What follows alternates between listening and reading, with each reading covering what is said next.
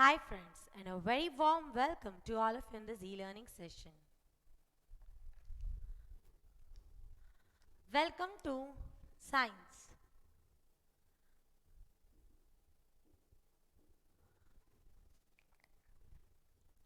By Harsha ma'am.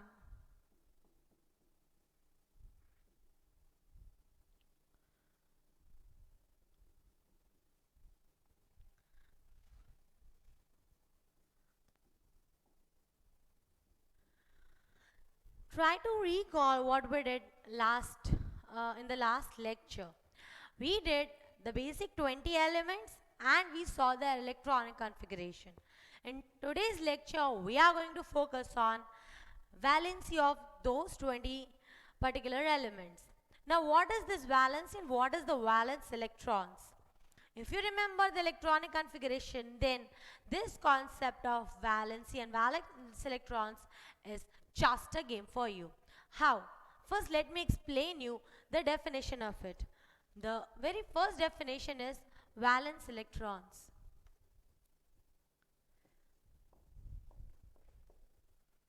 What is the meaning of the word valence electrons? Valence electrons means the number of electrons present in the outer orbit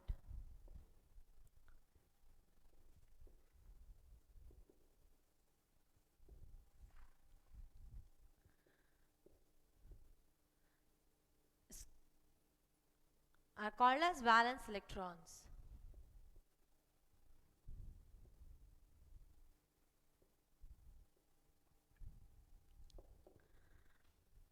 The number of electrons that are present in the outermost orbit of any atom that are called as the valence electrons. Let us take an example, hydrogen. Hydrogen's atomic number is 1.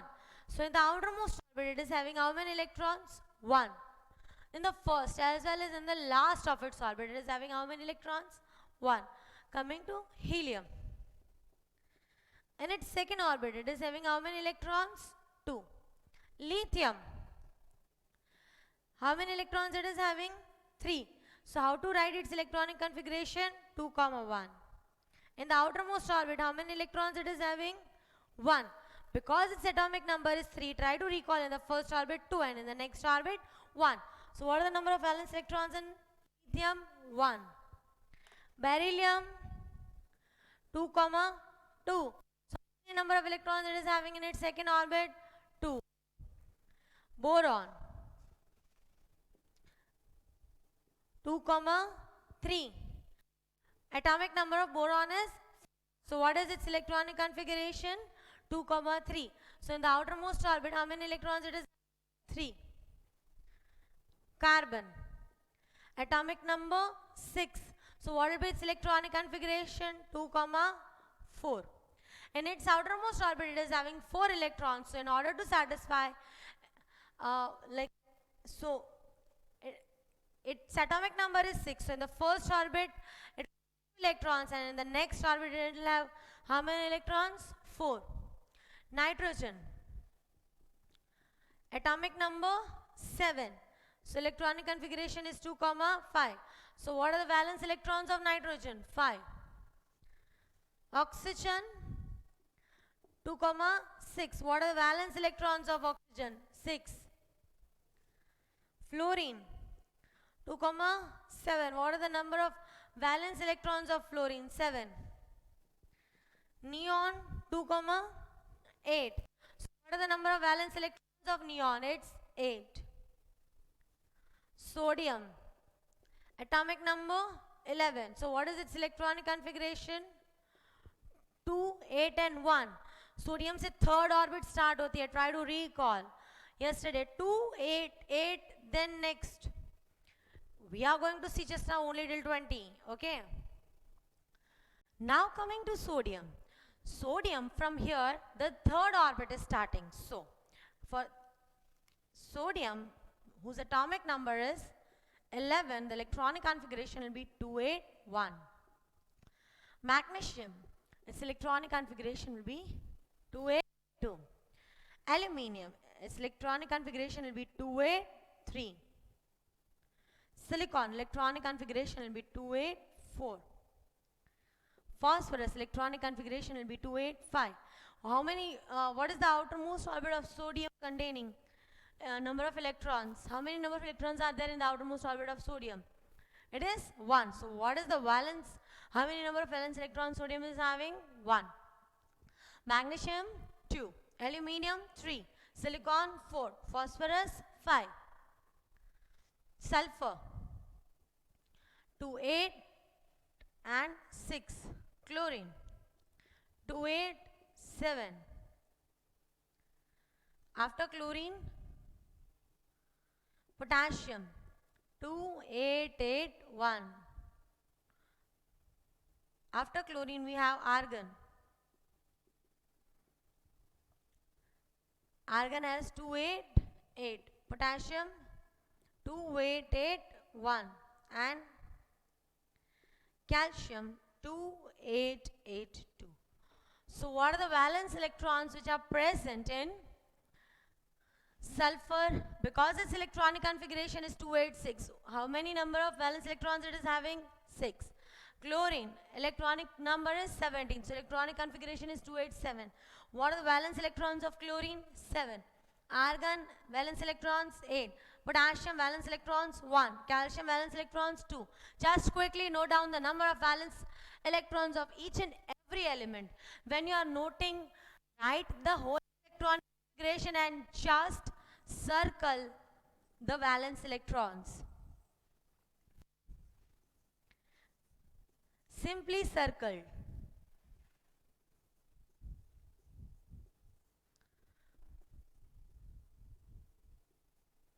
Okay? And also valence electrons are circled.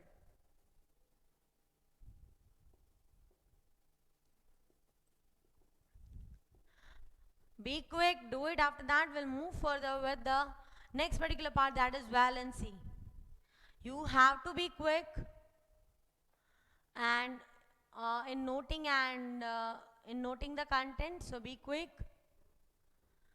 Ma'am is giving you 1 minute, 1 to 2 minutes, be quick.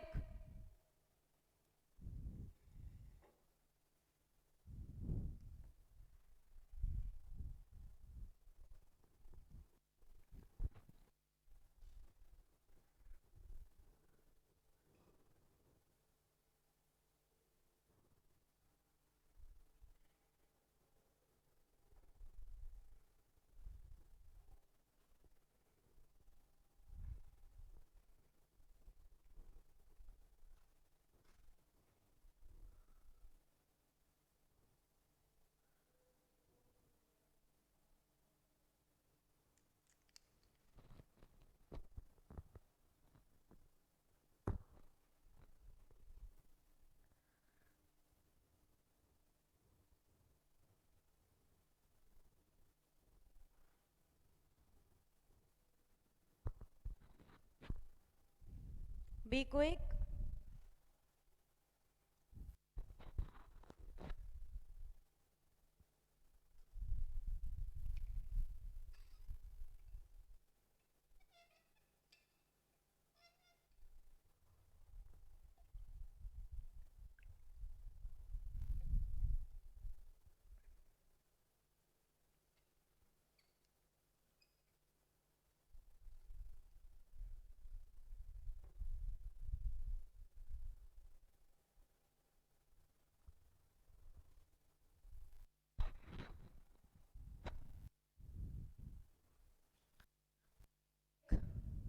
So that we can move further.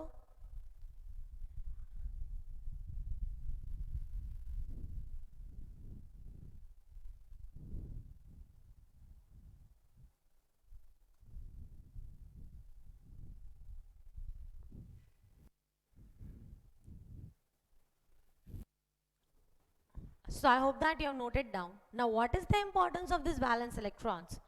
First of all, if any particular atom, any atom, if it is having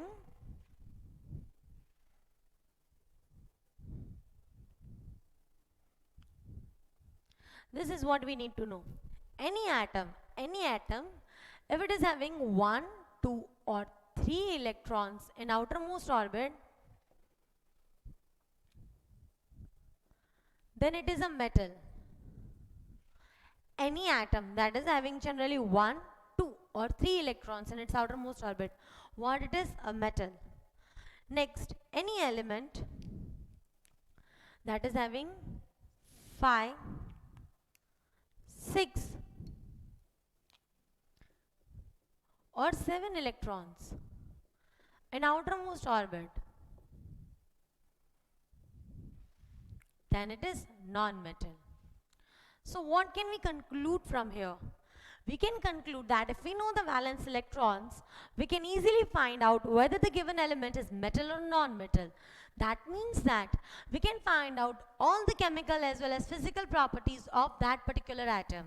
So just by knowing the number of electrons in its outermost orbit, we can know about its all physical and chemical properties. That is, we are discussing about the plus points, that is the significance of valence electrons. What is the use of valence electrons? Very first thing is, chemical properties can be known.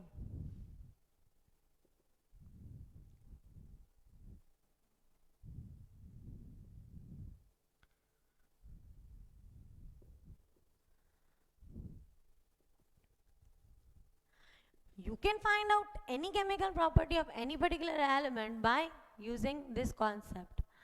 So significance of valence electrons, in that the very first thing is the chemical properties can be known.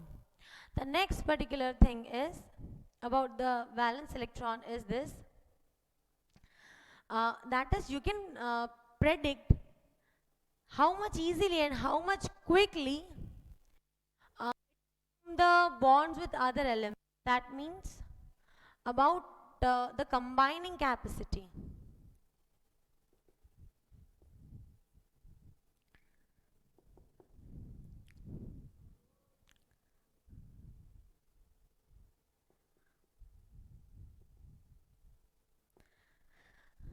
You can predict about its combining capacity. That means how much quickly it will combine with any other element.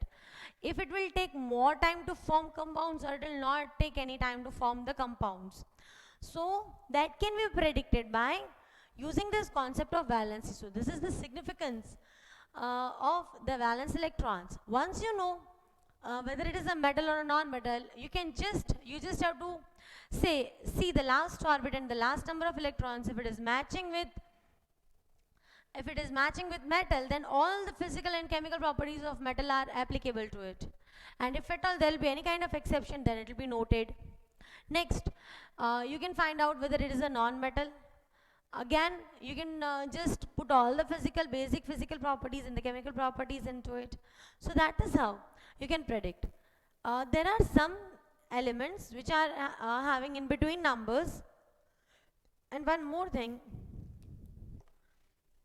that is about the inert elements. This I am going to discuss, and I'll make you write also. First of all, tell me which of the following is a metal or non-metal. Leave hydrogen, because a hydrogen is generally an exceptional case. How it is a different case, that I'll tell you when I do the valency. Right now we are doing valence electrons. Lithium, outermost orbit is having how many electrons? 1. So it is a metal. Beryllium, 2. So it is a metal. Boron, 3. So it is a non-metal. Carbon, it is a problematic case. 4. Generally those elements that are having 4 electrons in its outermost orbit, they are semi-metals. But carbon is not a semi-metal.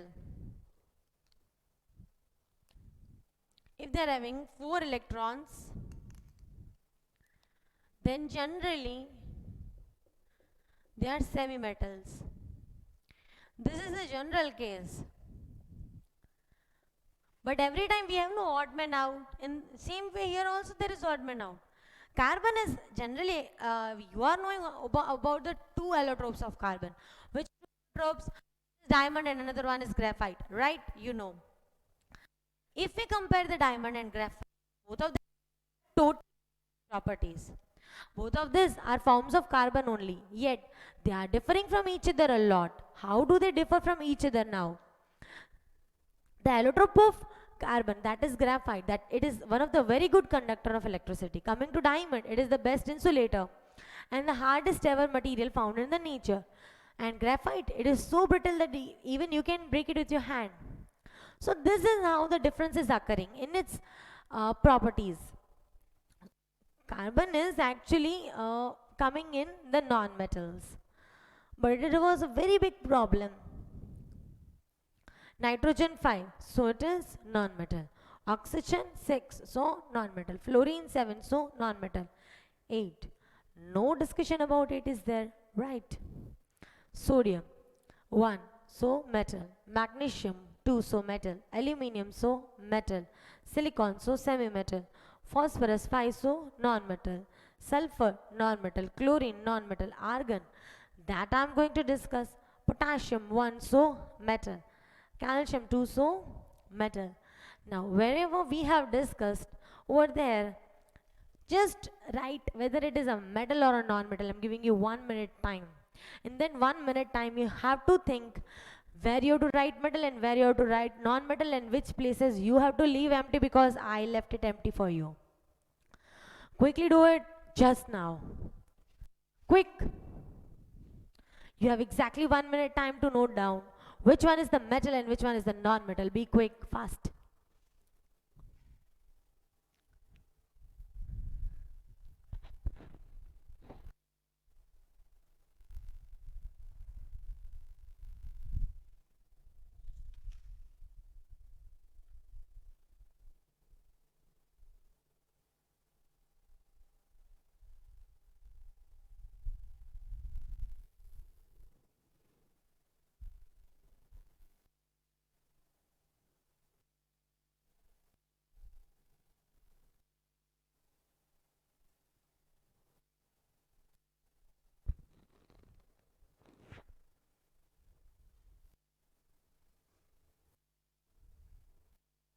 Note down this also metal, non-metal and semi-metals.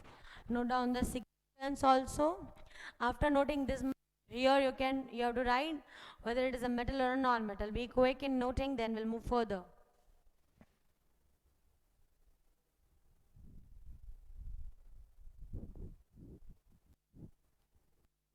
Be extremely quick in noting.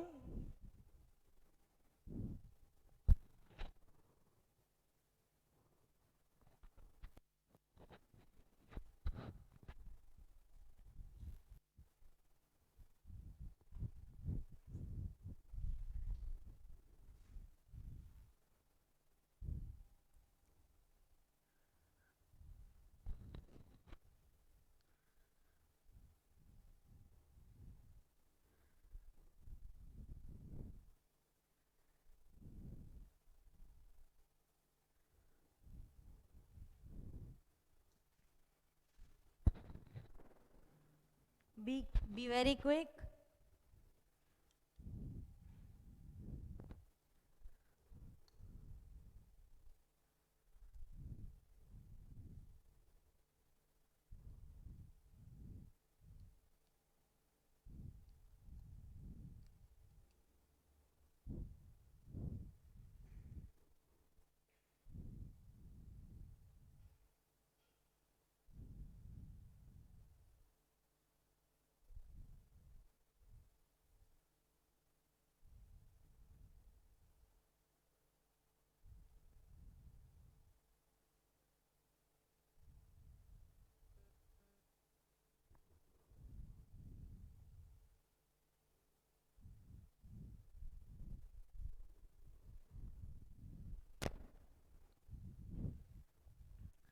Now let's move further. Valence electrons.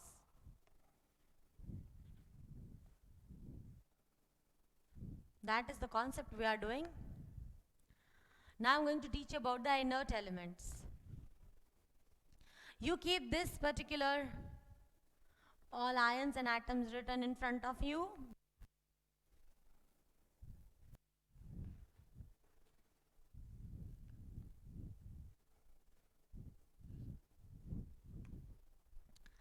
Okay, now let's move further. Inert elements. After doing inert elements, I'll teach you about the valency.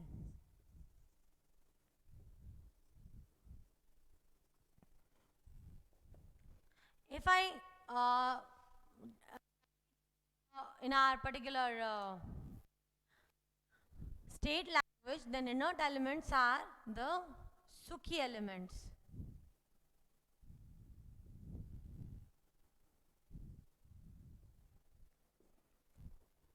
Now, what is the meaning of this word that is Sukhi elements? Uh, you know that Sukhi means what? Khush, satisfied. Okay. So, you also you can call it as Santusht elements. Because they are totally satisfied.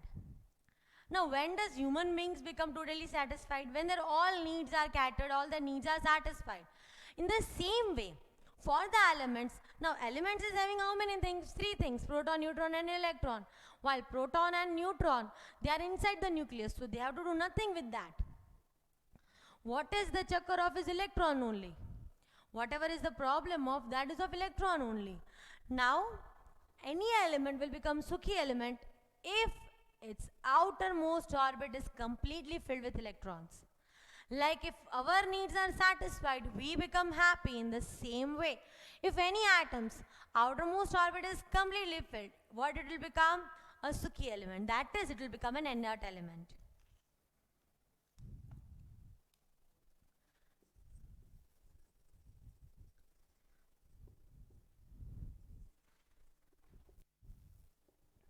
The outermost orbit is completely filled.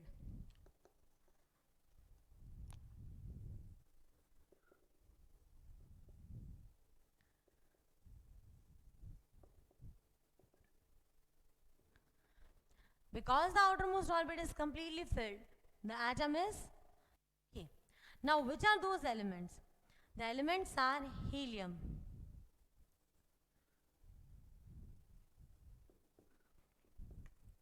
then neon, then krypton, then argon, xenon, and radon. I will also write their spellings.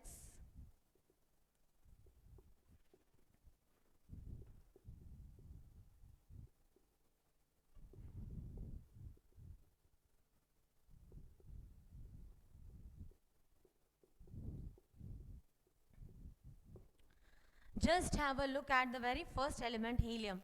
Outermost orbit, that is the first orbit. It contains how many electrons? 2 electrons. Is it Sukhi element? Yes. Okay. Those who are Sukhi, they will not interfere anywhere. So these are the elements which are in their own world only. They hardly combine with any other, means the possibility that they'll combine with anyone else is almost zero. Okay, they will not do any kind of bhagidari anywhere. Totally satisfied elements. Helium, neon, krypton, argon, xenon, and radon. It's radon. So the outermost orbit is completely filled. So there is no worry only. So these are the elements whose chemical reactivity is least.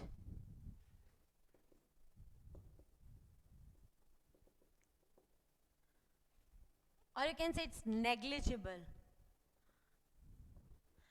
It is very hard to combine with them. Why? Because there is no scope only of combining. There is no place only where any other electrons can come, or like, okay, generally, as in how you go and at your like mama's place and somewhere at your bua's place, and you go no somewhere to visit and you go to stay over there. In the same way, electrons also go from one atom to another atom. Okay, I'm not saying for staying, but it's when they form the bond, they exchange the electrons. So, any element, they can do that. But these are Sukhi elements. They will not combine with anyone. You know, you have heard CO2, carbon dioxide. Okay, then you have already heard about CH4, methane, leave carbon, nitrogen NH3. Have you ever heard neon hydride? Neon combining with hydrogen. You might have heard hydrogen combined with all the elements. Lithium, beryllium, boron, carbon, nitrogen, oxygen, fluorine. With all hydrogen will combine. But with helium, next element itself, it doesn't combine. Why? Because for combining there needs to be some place. So because their outermost orbit is completely filled, they'll not do any kind of lever-dever. Lever-dever is essential only when the outermost orbit is incomplete. But these are satisfied. So outermost orbit is complete. So this is about the inert elements. Note it down. After that we are going to start on with a very important part, that is valency. Be quick.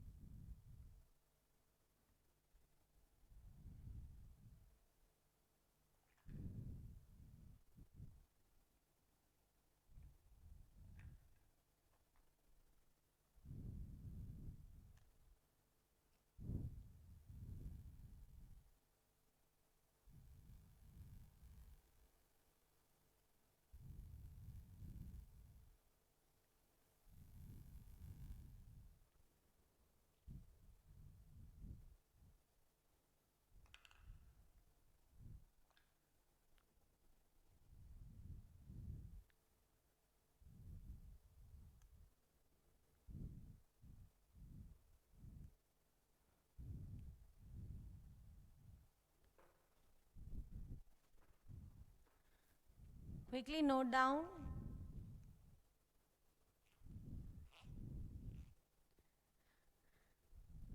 Then we'll move further.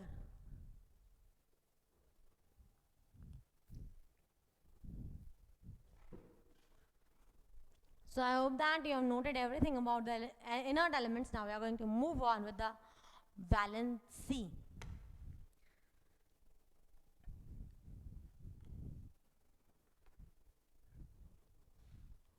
Now what is the valency?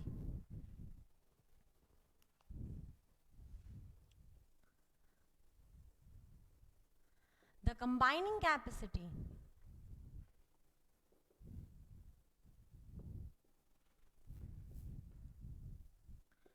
of an element is called as its valency.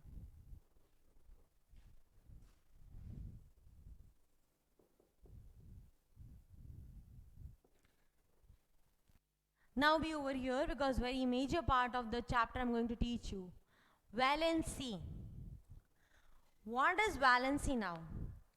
The outermost orbit of any element, outermost orbit, if it is incomplete, then they try to become complete like all the inert elements, because ultimate goal of human is also to get satisfied. In the same way, ultimate goal of any element is to become satisfied by gaining the electrons. So here all the elements will try to gain or lose electrons to become stable. Whatever is most preferable, they will do that. They will give up something or they will take up something. And what is that something over here? The something over here is electrons. Okay.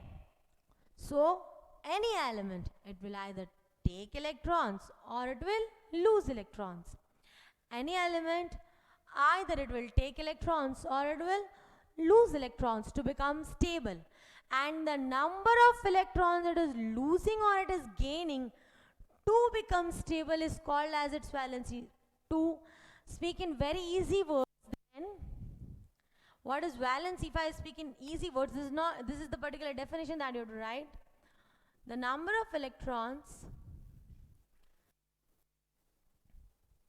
any atom will lose or will gain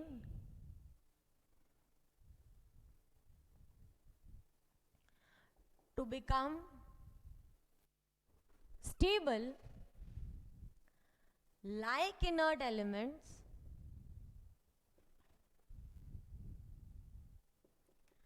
that is called valency of electrons.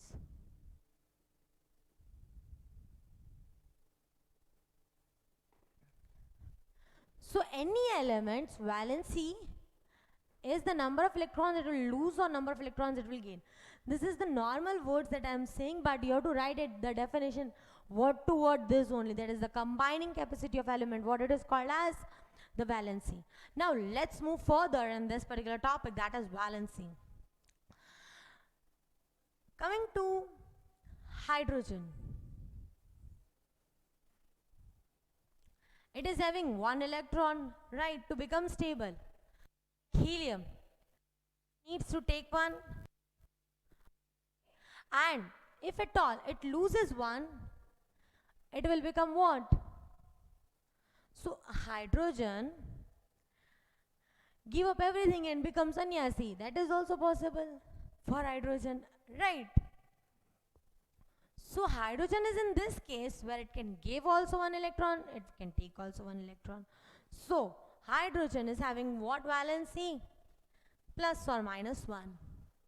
I'm going to write down the valency over here. Coming to helium. Helium, it doesn't need any electron. Why? Outermost orbit is completely stable. Try to recall helium. First orbit 2 electrons, satisfied. So what is its valency? 0. Lithium.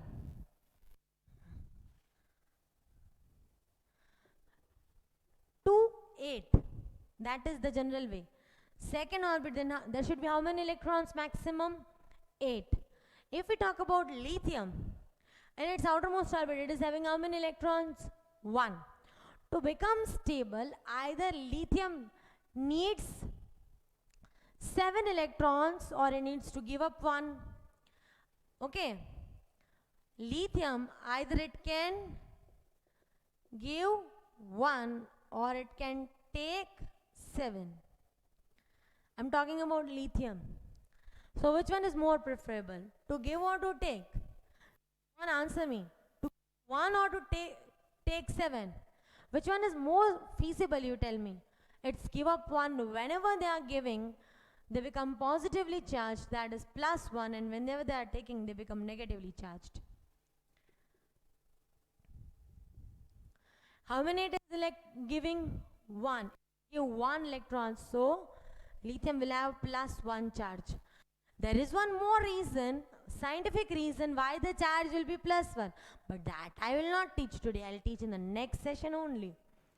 The lithium is going to give 1 electron to become Suki. Beryllium, to become stable, beryllium is having 2 electrons in the outermost orbit. Either give 2 or take 6. Which one is more preferable? Give 2. How many it is giving? 2. So all with the charge plus 2. Boron. How many electrons it is having in the outermost orbit? 3. So either give 3 or take 5. Tell me, what will beryllium do? Give 3 or take 5? It will give 3. Coming to carbon.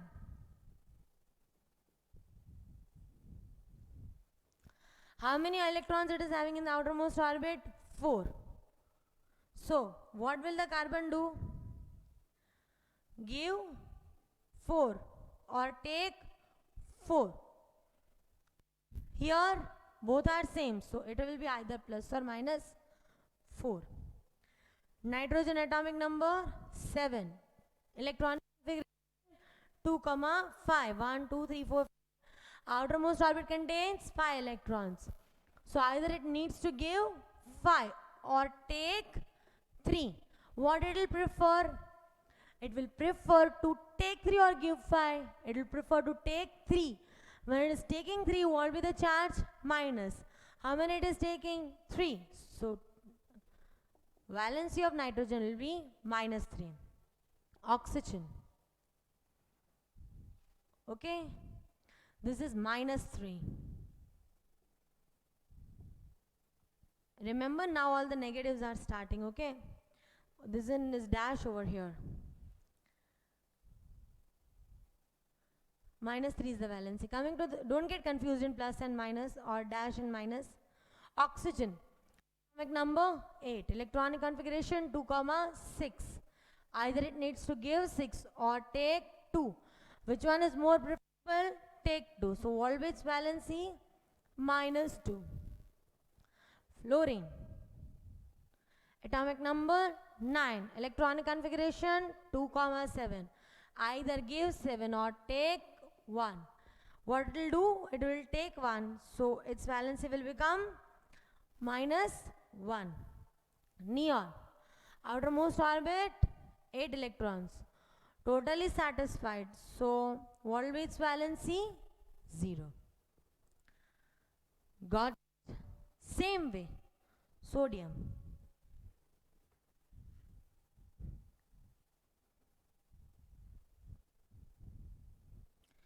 Wherever the valency is minus, I have noted in the box so that you don't get confused. Wherever there is no box, that means it is a dash.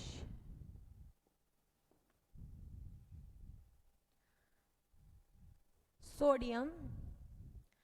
Atomic number 11. First 2, then 8, then sodium electronic configuration 2, 8, 1. How many orbit it is having? 1. So either give 1 or take 7. So what it will do? It will give 1. So its valence is +1. Magnesium atomic number 12 electronic configuration 2, 8, 2. To become stable, either give 2 or take 6. What is more preferable? Give 2. Aluminium. Aluminium atomic number is, what is the atomic number of aluminium? 13. Electronic configuration will be 2, 8, 3. Outermost orbit contains 3 electrons. So either it will give 3 or it will take 5. Which one is more preferable? Give 3. Silicon. Either give 4 or take 4. 14 atomic number. So its valence will be +4. Phosphorus. How many electrons it is having in the outermost orbit? 5. Give 5 or take 3. Which one is more preferable? To take 3. So its valence will become -3. Sulfur. Atomic number 16. So outermost orbit is having 6 electrons. Either give 6 or take 2. So what it will do? It will take 2. So it will become -2. Chlorine. Give 7 or take 1. What it will do? It will take 1. Argon. Give argon. Atomic number of argon is 18. 288. Outermost orbit completely filled. So it is an inert element, that is a Suki element. Potassium, its valency will come as +1. In the same way, and calcium, its valency will come as +2.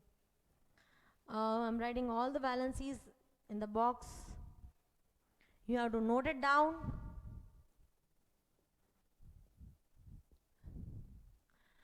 Okay, quickly note it.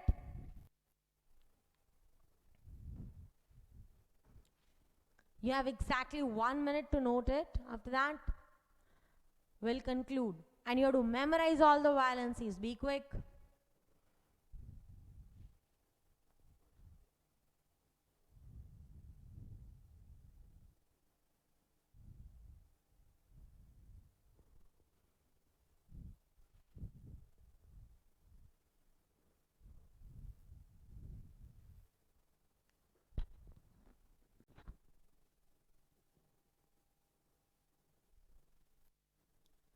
You have to see that you note down quickly.